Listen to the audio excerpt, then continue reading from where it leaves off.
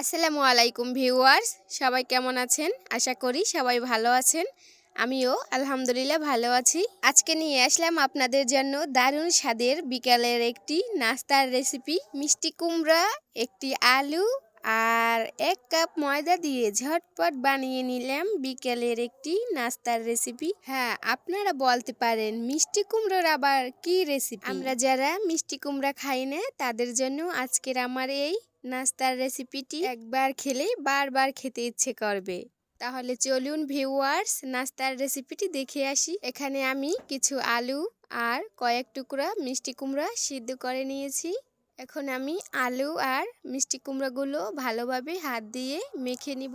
ভালোভাবে মেখে নিয়ে মিষ্টি কুমড়া আর আলুটা মিক্স করে তারপর আবারও ভালোভাবে মেখে নিব। তারপরে দিয়ে দিব আটা। আমি এখানে 1 কাপ আটা নিয়েছি।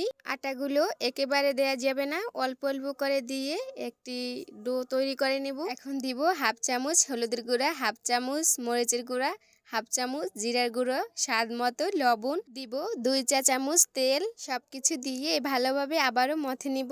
ভালোভাবে মথে বলের মতো গোল করে নিব। এখন আমি রুটির মতো করে বেলে নিব। রুটির মতো তত পাতলা হবে না, তার থেকে একটু মোটা হবে। তারপর চারপাশ কেটে মাঝখান থেকে আমি দুটি ভাগ করে নিব। লম্বা করে কেটে একটি নাস্তা আমি দেখিয়ে দিচ্ছি। এভাবে সবগুলো নাস্তা আমি কেটে নিয়েছি।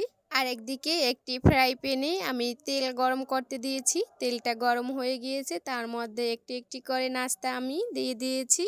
তারপর 2 থেকে 3 মিনিটের মতো ভেজে নিয়ে একটি কাঁটা চামচ দিয়ে উল্টিয়ে পাল্টিয়ে সবগুলো আমি ভেজে নিয়েছি। একটি ছাঁকনি দিয়ে এখন উঠিয়ে নিব। দেখুন ভিউয়ার্স, কি সুন্দর একটি শব্দ এসেছে। অনেক মচমচা হয়েছে নাস্তাটি। আলু আর মিষ্টি কুমড়া দিয়ে এই বিকেলের নাস্তার রেসিপিটি বানাতে এত সহজ আর খেতেও অনেক মজা। সন্ধ্যাবেলা চায়ের সাথে এই নাস্তাটি আপনারা খেতে পারেন অথবা বাচ্চাদের টিফিনেও দিতে পারেন, কারণ এটা ছোট বড় সবারই পছন্দ হবে। ভালো ভালো ভিডিও পেতে অবশ্যই বেল আইকনে ক্লিক করে রাখবেন আর অবশ্যই সাবস্ক্রাইব করতে ভুলবেন না। আল্লাহ হাফিজ।